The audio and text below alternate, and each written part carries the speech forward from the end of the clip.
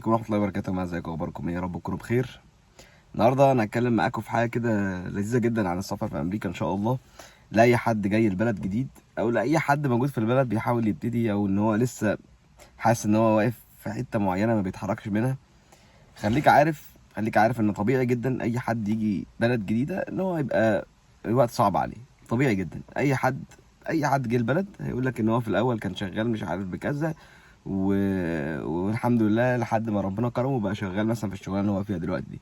فلازم تبقى عارف ان اي حد بيجي البلد بيتعب في الاول، طبيعي جدا. طيب، هل التعب ده بيفضل معاك؟ دي بتبقى بتعود على المايند سيت بتاعك او التفكير بتاعك. مش عايز ادخلك في قصه كما تفهمهاش، ولكن خليني افهمك بطريقه تانية احسن. نفترض مثلا ان الشاشه دي المربع بتاع الشاشه ده او ال- المستطيل بتاع الشاشه ده. احنا كلنا مثلا بنبتدي من النقطه دي، حلو، من النقطه اللي هي ايه، اللي هنا دي، اللي هي مش تحت لا، تحت، بس إحنا كلنا جينا هنا.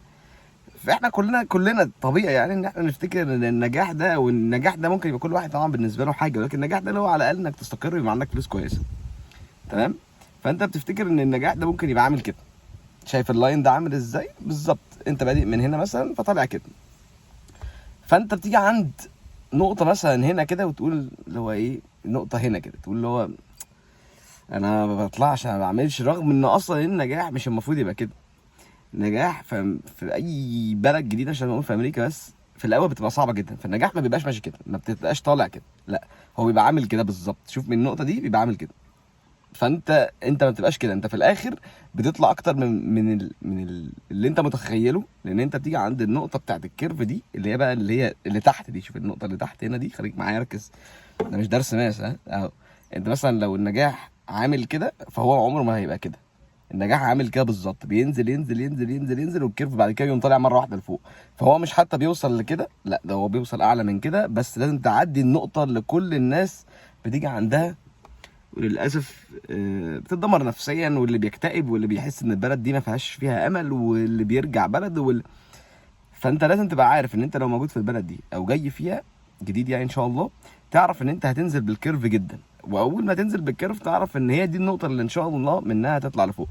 كل اللي عليك انك تسعى.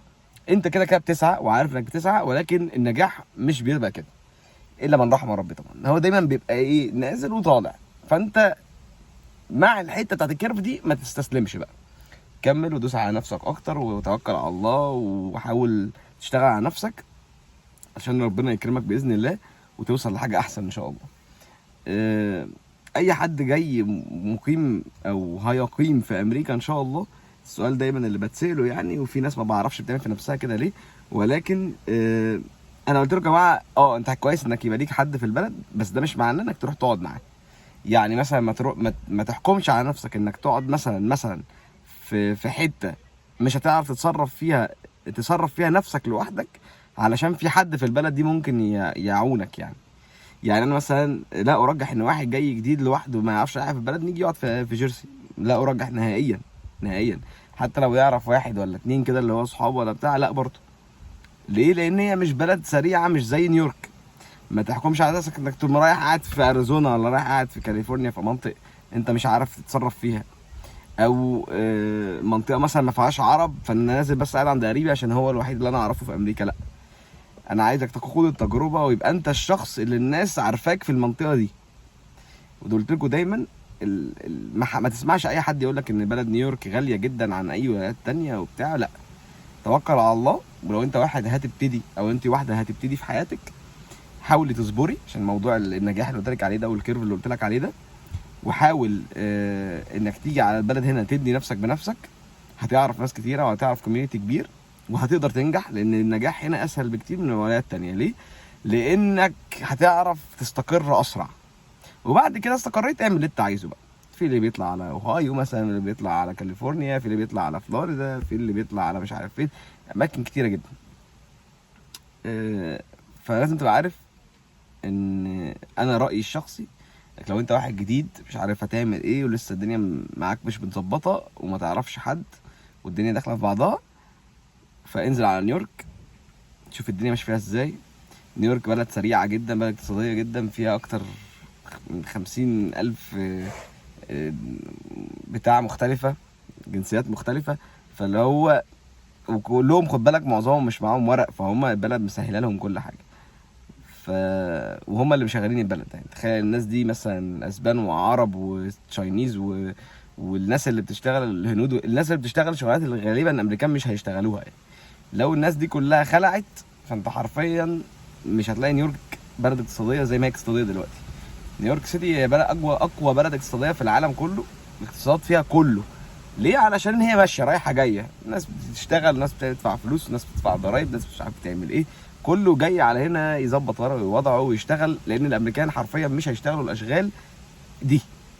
حلو. الامريكان مش هتلاقي واحد امريكاني صرف بيشتغل اوبر مثلا، مش هتلاقي واحد امريكاني بيسيرفز عليك في مطعم شغال باس بوي مثلا، مش هتلاقي ده. تلاقي ناس تانية، جنسيات تانية.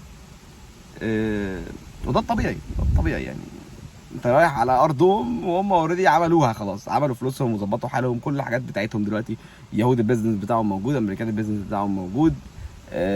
الناس القديمه قوي بقى، يعني تلاقي مثلا عرب قدام جدا هتلاقي البيزنس بتاعهم موجود، البانيا هتلاقي البيزنس بتاعهم موجود. يعني على حسب اقدميتهم في البلد هتلاقي البيزنس بتاعهم موجود.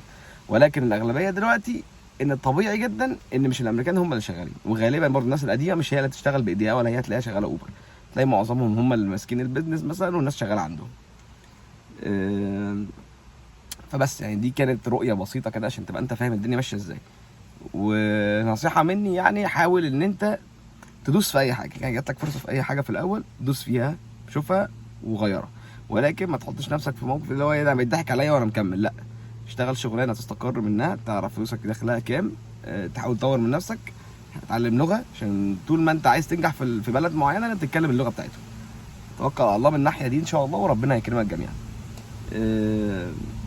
موضوع بقى تعديل الوضع بتاعك انت لما تيجي ان شاء الله، انا اتكلمت فيه كتير جدا وفي فيديوهات كتير جدا وعن كل حاجه تقريبا. ولكن انا عارف ان الفيديو الاخير اتكلمت فيه بالعكس شويه، يعني حسسك ان في حاجه غلط في الكلام، ولكن انت المفروض شفت الفيديو وفهمته، فمش محتاجين نتكلم فيه كتير. المهم توكلوا على الله. ولو انت خايف تيجي وتخوض التجربه، مش لازم تيجي وتكسر وتبوظ الدنيا، ممكن تيجي تشوف الدنيا ماشيه ازاي وترجع تاني. ولكن يعني توكل على الله وجرب التجربه، وان شاء الله ربنا يكرمك. ولو عايز تسأل على اي حاجه معينه في بالك، يعني انا يمكن ما جاوبتش عليها، ولكن انت لو دخلت على فيديوهات غالبا هتلاقي اجاباتها، هتلاقي حاجات انت حاسس ما فكرتش فيها. خد لفه كده في الفيديوهات هتفهم كل حاجه ان شاء الله. ولو عايز تخش معانا على الجروب فممكن تعمل سبسكريبشن عن طريق الانستجرام. و ايه تاني يا سيدي، والناس اللي عملت سبسكرايب اوريدي على الانستجرام ولسه ما دخلتش الجروب، فانتظر يا جماعه، انتظر. انا بقول لكم المفروض بتاخد الموضوع 4-5 ايام كده يعني، فانتوا بتعملوا البتاعه ويا لا والحقونا يا عم. انا قايل لك اصبر، عشان دايما قبل اخر الشهر واول الشهر تبقى فيه ايه، مين داخل مين خارج وبتاع. وان شاء الله قريب جدا هبتدي اعمل لايف للناس اللي عامله سبسكرايب على الانستجرام. هنعمل لهم لايف كل اسبوع ان شاء الله كده. بحاول اعمل الموضوع ده بس افضل شويه، نعمله باذن الله، عشان لو في حد عنده سؤال، لو في اي حاجه نجاوب عليهم ان شاء الله. يعني ندي كل واحد مساحته في السؤال، واجاوب على لو سؤال في اللايف ان شاء الله. ده هيكون بس للناس اللي عامله سبسكريبشن، تمام؟ عشان برضه اكون ايه منصف. انا طبيعي مش عارف اجاوب على العالم كله يعني اللي بتسال يعني، فغصب عني طبيعي بني ادم زي زيك بالظبط فبحاول اساعدك يعني كده يعني. بس دي. اشوفكم على خير يا جماعه في فيديو جديد ان شاء الله. ولو حابب ان انت تكون موجود معانا دايما، لو انت على اليوتيوب اعمل لنا سبسكرايب ودينا واحده لايك، وفيد غيرك. لو في واحد ما يعرفش اي حاجه عن السفر وعارف ان هو بيسعى جامد، قول له يا ابن الحلال توكل على الله، ارض الله واسعه، ما يجيلكش اكتئاب، بلد واسعه، ناس كتيره، العالم واسع، توكل على الله وشوف اماكن جديده، ربنا هيكرمك ان شاء الله. ربنا يكرمكم جميعا، نشوفكم دايما في احسن مكان واعلى مكان يا رب. صباح الفل والسلام عليكم.